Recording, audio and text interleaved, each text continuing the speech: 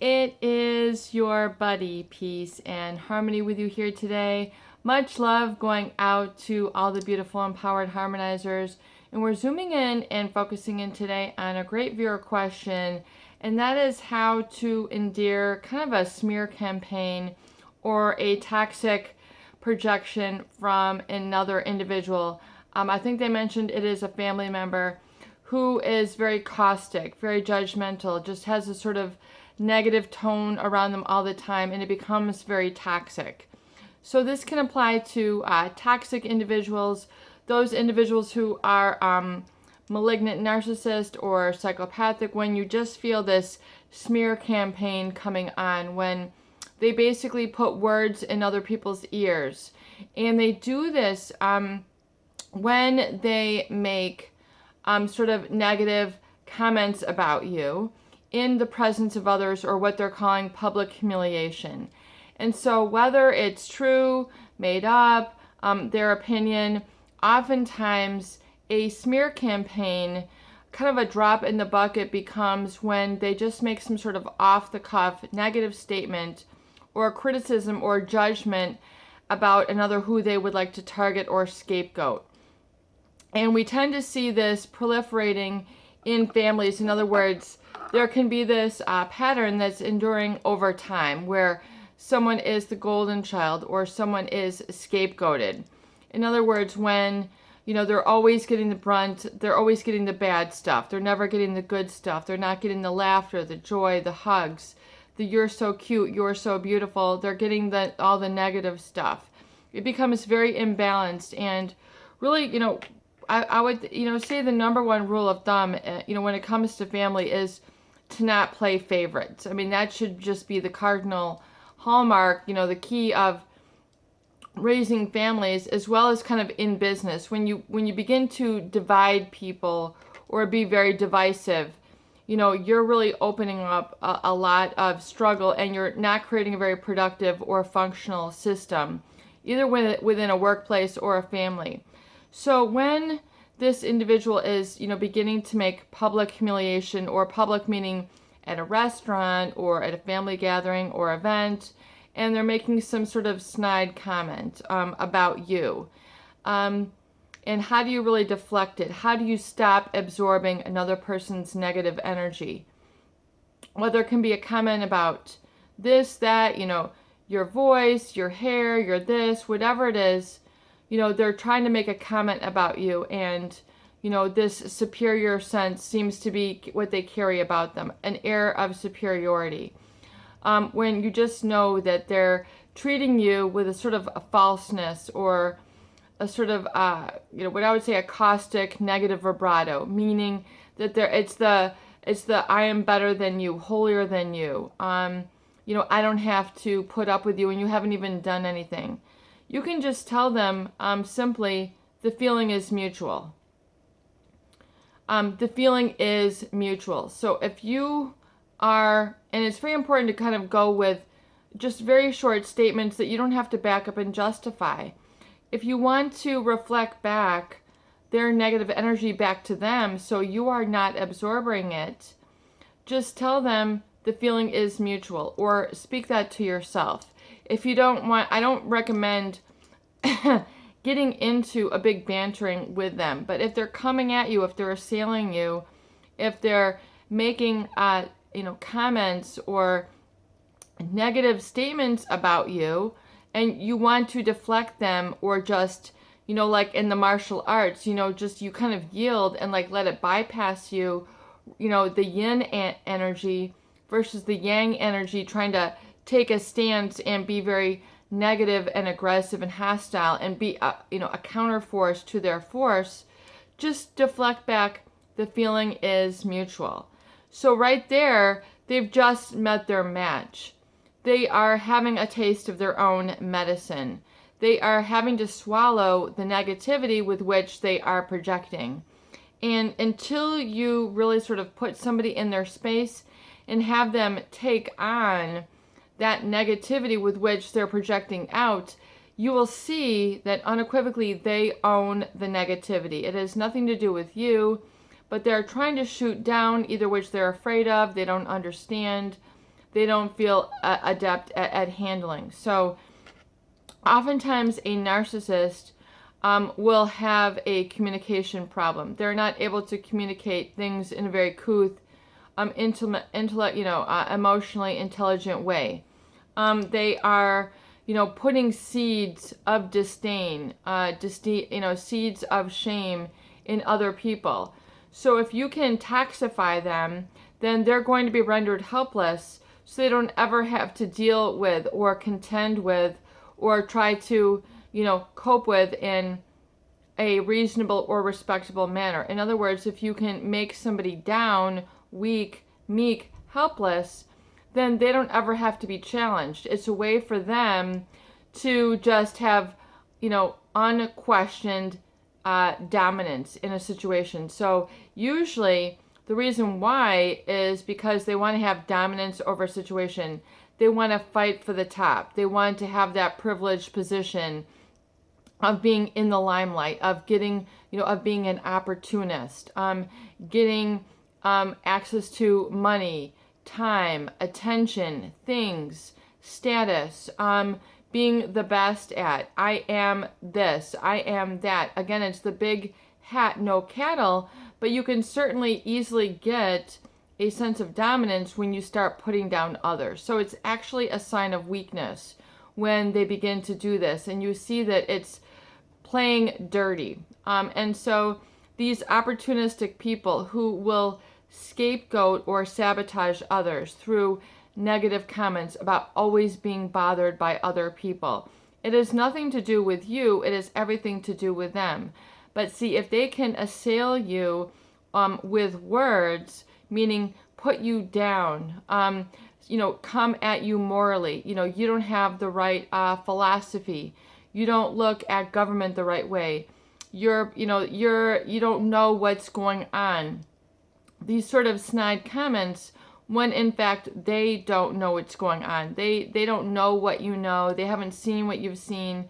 They haven't experienced what you've experienced, but they're going to try to truncate all of your experience from day one. They're going to assail you. It's very much an all or nothing, black or white, when they go at the scapegoat. You don't stand a chance at having a word in edgewise because they will not listen. They will not be open. And you can't have communication with someone who is not open or receptive. And so if someone is coming at you with negative comments, hurtful comments, the feeling is mutual. The feeling is mutual. You're giving it right back at them. In other words, what's coming at you feeling-wise, just deflect back to them. And it's as simple as that. And I really believe that the tools need to be simple. They need to be executable. They need to be doable. They need to be easy to understand. So the feeling is mutual. You're giving it right back at them. Let them deal with their own negativity. They're telling you, you don't know how to make a cup of coffee. You don't know how to cut a potato. You don't know how to do this. The feeling is mutual. Just right there. And then that gives them a taste of their own medicine. It levels the playing field. When you do this, you're basically saying, I'm, standing up for not taking what you're shoveling out. People don't know, though, the tools or the how-to of how to cope with these, usually until they're already have been scapegoated for some time. They've already been brainwashed. They've already been gaslighted. They've already been targeted for this negative feeling, and it's very difficult to get out from underneath the rubble. It's kind of like a vine that's twisting around a tree. I mean, the tree doesn't stand a chance. The tree is still there, but what you see is the vine. When a vine has taken over a tree, you can't really see the tree. All you see is this vine that's just encased it. It's just strangled it. And the vine is using it as a host to get what it needs. The vine is using that tree as a host to get to the sunlight, to wrap itself around. So really, it's kind of like, and I'll use a lot of analogies because I feel like there's a lot of these patterns which are very true to the situation, is that, a narcissist or even a psychopath is using you as a host, as kind of as an energy source from which to spring forth. In other words, for them to climb up on your shoulders, climb above you, scapegoat you. They're having to, take out their negativity and their own original trauma on another. So they're just, sometimes they're conscious of it, sometimes they're not. It depends on how self-aware they are. But oftentimes, more than not, if they're operating by a sense of entitlement or being very opportunistic, or just, they're just clawing their way to get ahead in a family. They want to, they don't want to be at a certain place. They want to be the dominator. And this is just their quote unquote personality. And maybe a lot of people have, accepted it when, they're like, especially what I hear a lot of viewers say is that, everyone in the family is on their side. Well, as you can see, these types of individuals will try to garner strength in numbers to explain and justify their position and act better than, greater than, because what they have in store is the kitty at stake. They want money, they want things, they want objects, they want attention. It's just their selfish need. And, it's to cover up their feeling of inferiority or insecurity. And you'll hear oftentimes, things that they'll say that will belie their insecurity, where they don't feel that they fit in, but they need to resort to these tactics. So you don't need to pay the price. You don't need to take care of their needs. You need to take care of your needs. It is very difficult to stop being distracted by these types of individuals because their words are so cutting. Their feelings are so tense. They are so, they tend to treat people as pawns. It becomes very glaringly obvious who they're buttering up, who they're putting on nicey nice for, who they are, manipulating, and then others who they're turning the cold shoulder. It becomes very glaringly obvious how they treat different people. And so it'll just go to show that it's not sort of a good person. So like a good person of good character, they'll generally be good. They don't have to prove and justify how good they are. They're good by their actions. That they are good. They don't, have this treatment with one person this way, another person another way, then they're not responding here. They're generally overall good people. They're not big hat, no cattle. I mean, they have what they have. They're not excessively needy. They don't need to explain and justify and just, prove dominance. They carry respect. They carry self-esteem. And so they don't need to resort to these tactics.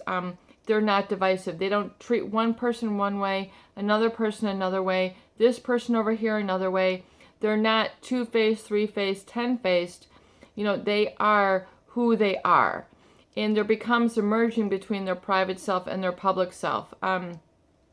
Sure, it doesn't mean that, people don't have a private self and a public self, but it just means you don't see this real divisiveness or divide with scapegoating somebody, with sabotaging somebody. They're really, really honing in. It becomes glaringly obvious with time. The more repetition and experience you're with these people, you can see that they assail people who they are trying to target. And it is oftentimes not founded in any basis of reality. They're just intimidated. They do not want to share, footing. They don't have experience. They just don't. They can't, deal with their feeling of insecurity. So they tend to sabotage others who would be the next in line. In other words, the next of kin or the next in the business who, presents this as a problem to them. So it's not a soft light. It's a very, they have to be in the brightest light. They want to push their weight around. And so once again, as a simple tool, if you're feeling this hurt, you're feeling this divisiveness, and they're coming back at you, doing things which are trying to shut you out. It's amazing the things that they will do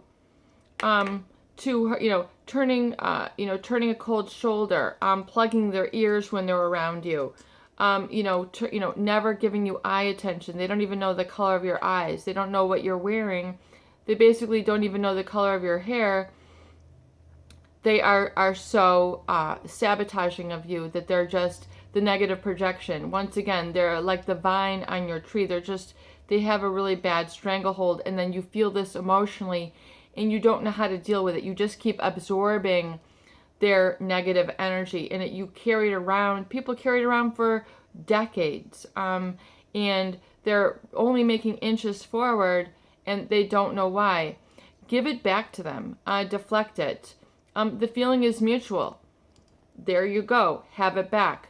Take that, and then you don't have to go into a bantering or a discussion, but at least have that communication within yourself and let them know that the feeling is mutual. If they don't think, you don't know how to make a cup of coffee or you don't know how to slice bread, the feeling is mutual. Do you see what I'm saying? Do you see how it gives it right back to them? You need to, as Florence Scovel Shinn said, throw it on the Christ within. Let them deal with that. That's not yours. You need to attend to your needs and not be distracted by their insecure needs and be, the whipping post for these individuals. This is your buddy, Peace and Harmony, with you here today, and I hope that these videos do help. Please share and please subscribe for more great tools, videos, discussion, and support.